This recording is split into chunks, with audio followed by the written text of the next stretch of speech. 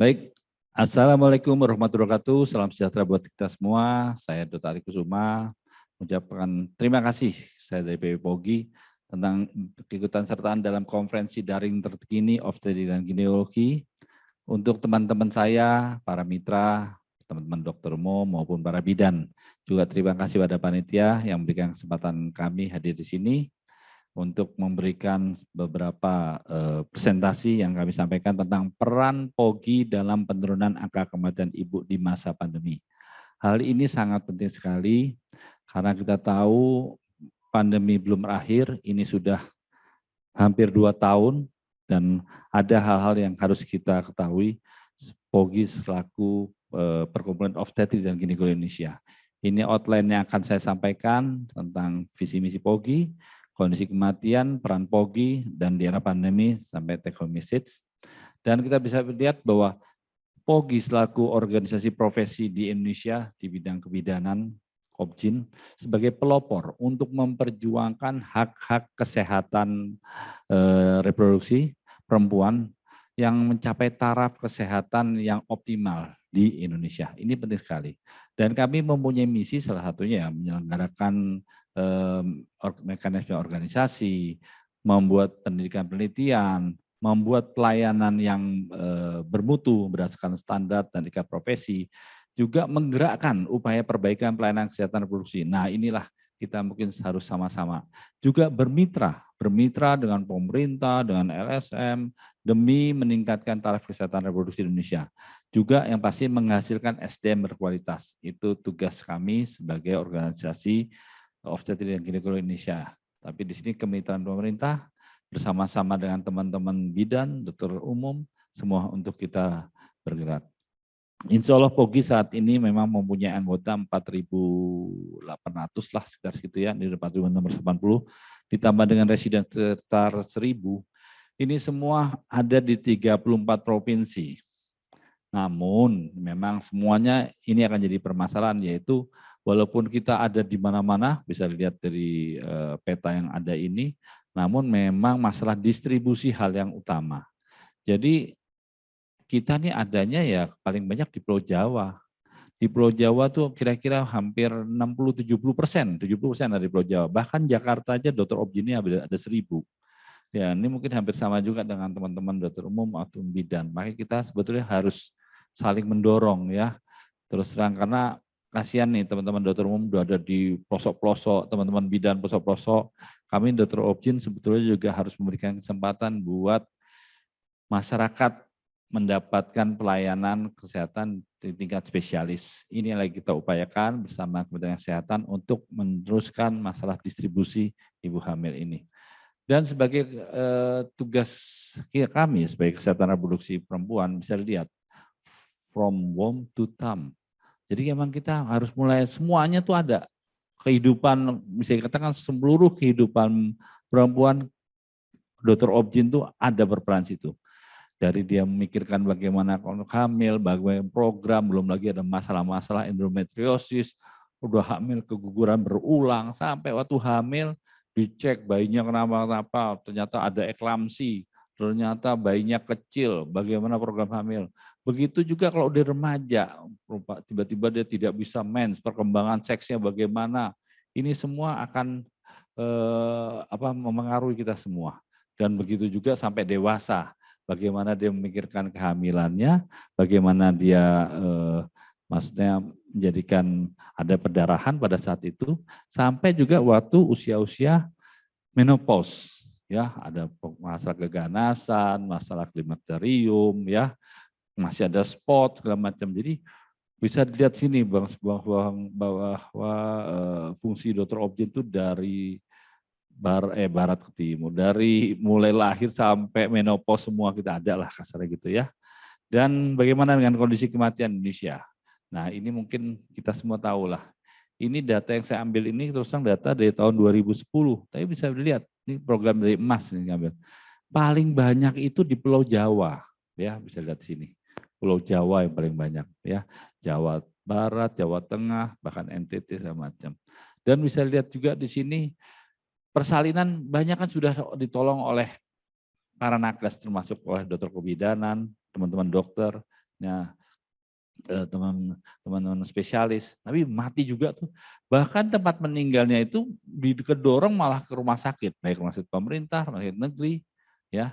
Dan kalau lihat penyebabnya, adanya perdarahan, eklamsi, itu semua menjadi penyebab kematian ibu. Dan kematian ibu ini sejak zaman saya koas, ya mati ini juga nih, berarti kan harus ada yang diperbaikin. Bahkan kalau dilihat kematian-kematian itu 34%, kematian ibu itu terjadi pada 24 jam. Belum lagi tadi ibu-ibu yang memerlukan rujukan kedua, rujukan ketiga. Ini ternyata juga menyumbangkan adanya kematian itu, ya. Nah, tambah lagi masalah tadi SDM, fasilitas dan akses yang baik.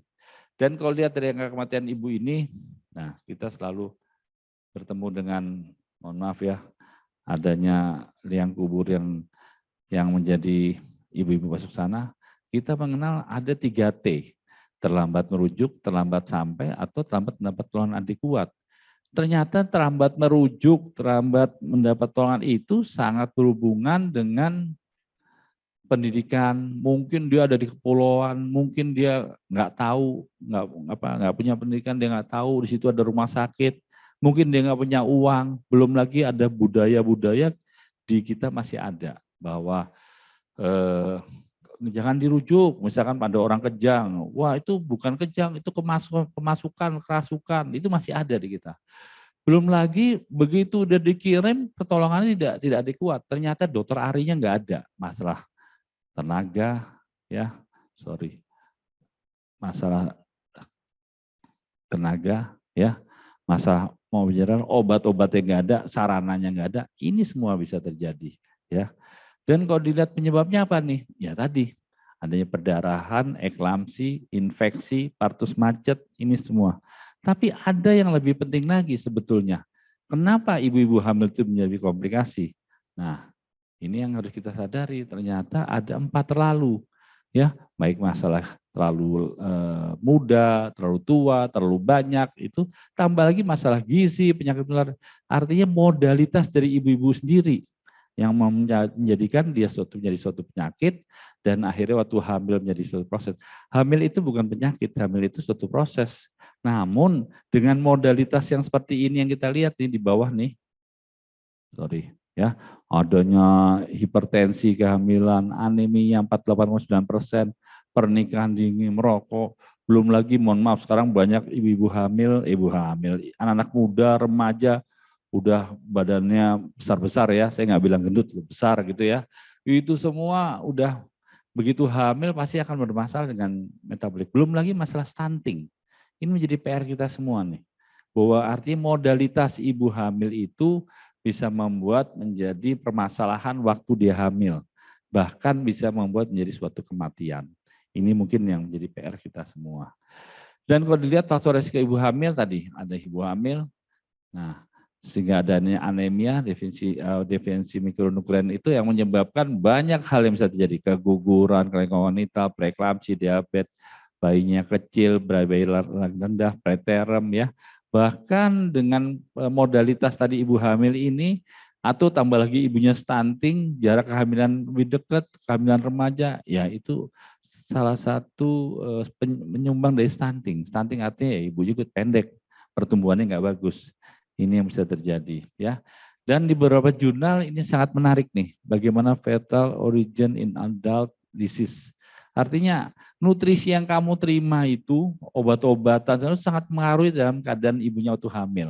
Bahkan waktu lahir nanti bayinya segala macam dalam perkembangan itu sangat berhubungan. Dan di Jamal Syafi'i menyatakan bahwa adanya hubungan tentang anemia. Karena kita tahu kan, eh, zat besi itu sangat berhubungan dengan otak dari perkembangan janin sendiri. Jadi ada hubungan dengan neurodevelopment dari janin itu sendiri. Ini hal menarik. Dan ini salah satu yang disampaikan di mana peranan ibu itu penting. Karena ada beberapa jurnal pun mengatakan bahwa if you educate a man, you educate an individual. But when you educate a woman, you educate the whole family and society. Artinya ya tadi ya, ini sebagai kamu kalau nasihatin lakinya doang nih dapat cuma satu nih, kalau ibu-ibu dapat tuh satu keluarga. Nah, inilah saya mendorong pentingnya ibu bidan, pentingnya teman-teman dokter umum untuk memahami bagaimana perempuan ini yang menjadi tonggak di negara untuk menjadi kunci dari pembangunan bangsa ini, ya. Nah, Pogi ngapain aja? Pogi dalam secara produksi ini kita siapin deh. Ya, kita siapin. Pogi kan tujuannya tadi kita udah membuat panduan-panduan bagaimana KB ya, terus triple eliminasi, HIV, hepatitis virus ini juga kita buatin panduan, panduan seksio kita lakukan ya. Kita siapin namanya panduan-panduan bagaimana emergency obstetri, baik tingkat dasar maupun yang komprehensi di rumah sakit ya, sampai masalah prekanker. Dan kita sekarang lagi membuat data bersama Kemkes namanya MPDN, Maternal Perinatal Net ini ya, death notification. Jadi terus terang nih data kematian ibu emang selama ini kurang, bukan kurang ya, ada yang nggak pas lah ya. Dibilang kita punya 305 yang target 170 per 100.000 kelahiran hidup. Itu target tahun 2024.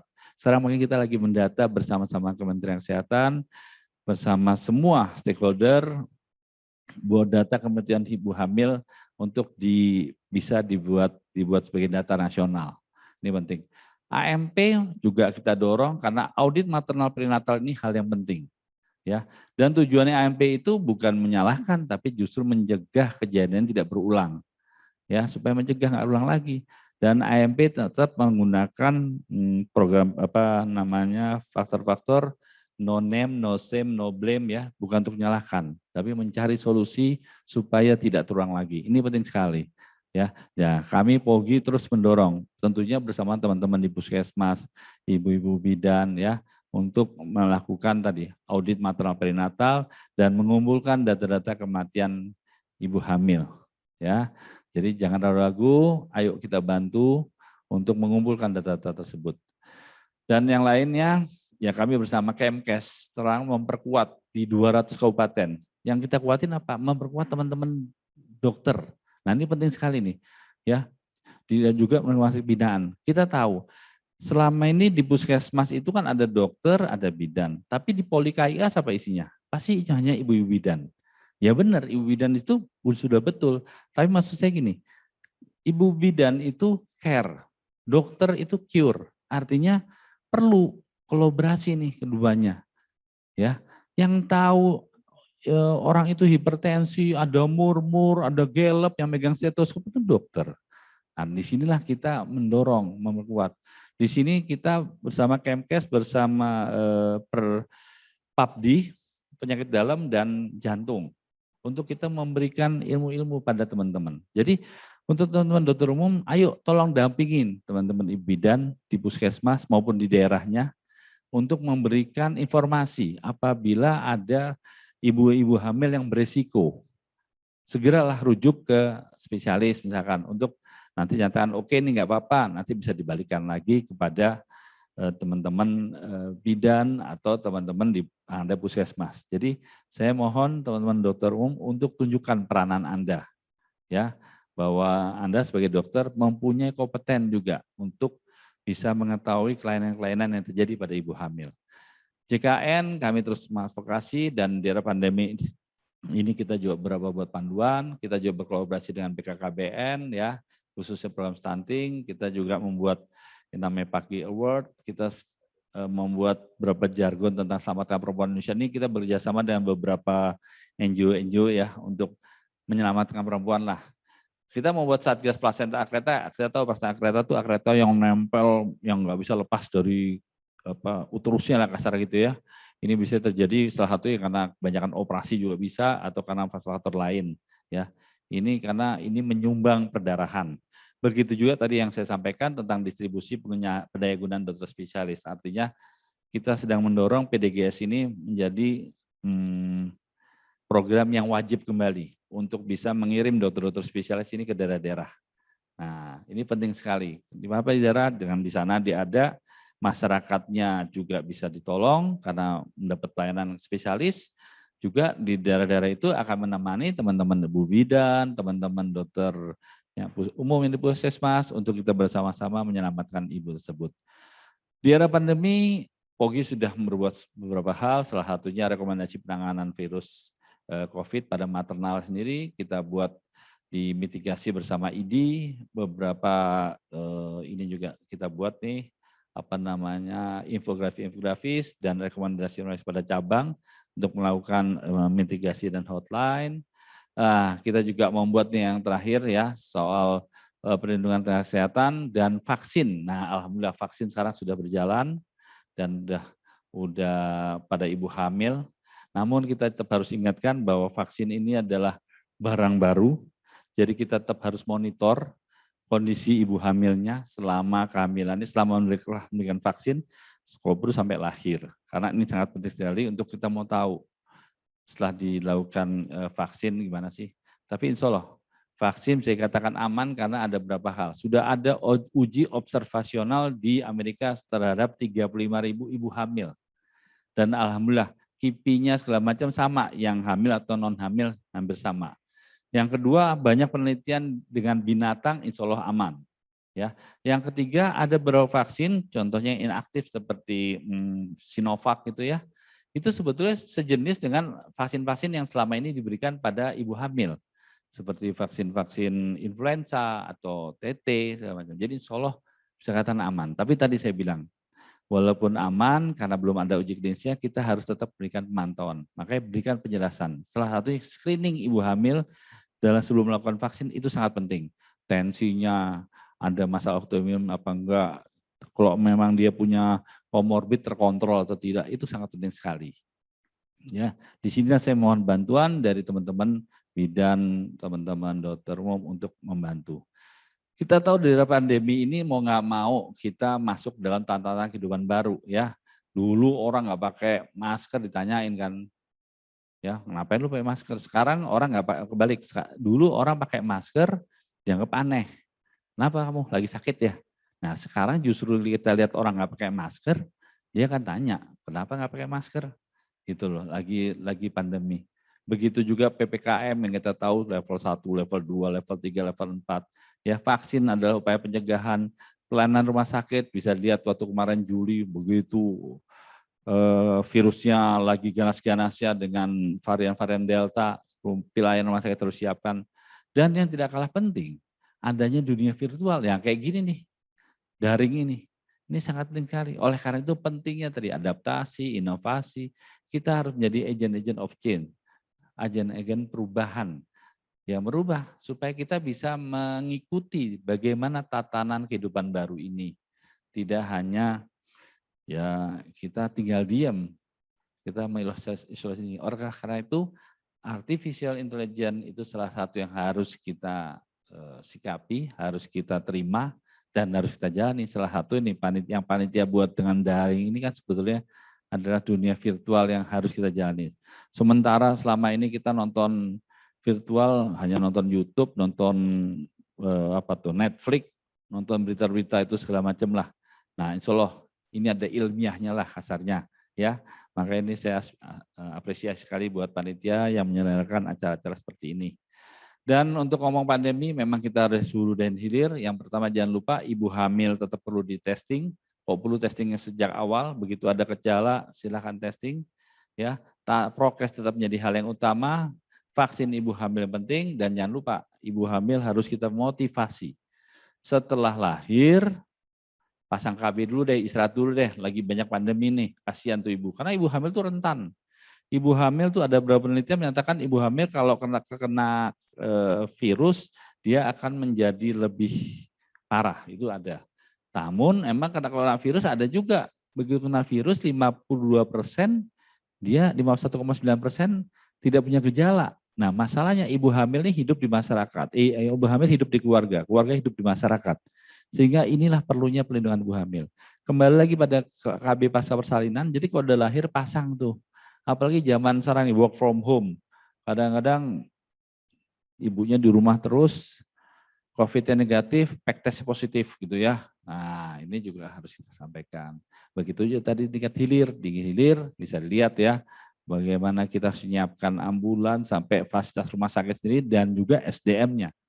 tenaga kesehatan, bidan, perawat, dokter umum yang siap untuk menyikapi atau memerangi COVID ini. Tapi jangan lupa perlindungannya juga penting. Dari masalah vaksin sampai APD, sampai sistem yang dilakukan. Ya, baik. Yang terakhir, oke, kalau gitu sampaikan yang pertama, jangan lupa, ibu hamil harus sehat. Artinya kalau mau hamil ya harus sehat ya.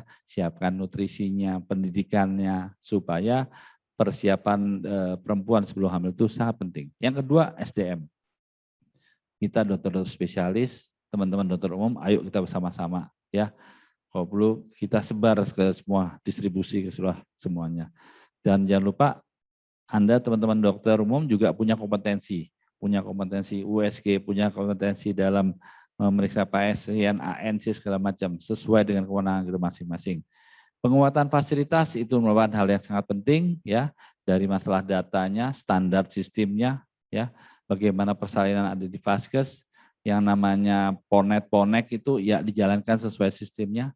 Jangan lupa Vaskesnya harus diakreditasi supaya jelas standarnya kayak gimana dan rujukan. Jangan sampai kasihan ibu bidan, teman dokter begitu merujuk, rumah sakitnya nggak terima, nggak ada sistemnya, ya. Nah ini sebetulnya sudah dibentuk oleh Dinkes, ya. Keluarga berencana hal yang utama, karena itu keluarga berencana adalah pilar utama dalam safe motherhood ya. Jadi KB pasca persalinan tadi sampaikan dan penguatan fungsi keluarga. Ini sangat penting sekali. Dan terakhir, tadi mungkin ini menyambung disampaikan oleh Dr. Bahar dari ID tadi tentang kolaborasi interprofesional. Ayo kita bersama-sama untuk kita bersinergi, untuk kita menyelamatkan ibu-ibu yang lagi hamil dan kita menyehatkan bangsa ini. Karena dengan menyehatkan bangsa, insya Allah kita masyarakat semua akan terlindungi, apalagi di era pandemi ini. Oke, baik demikian dari saya. Mohon maaf kalau ada kesalahan kekurangan dalam pengucapan. Terima kasih. Assalamualaikum warahmatullahi wabarakatuh.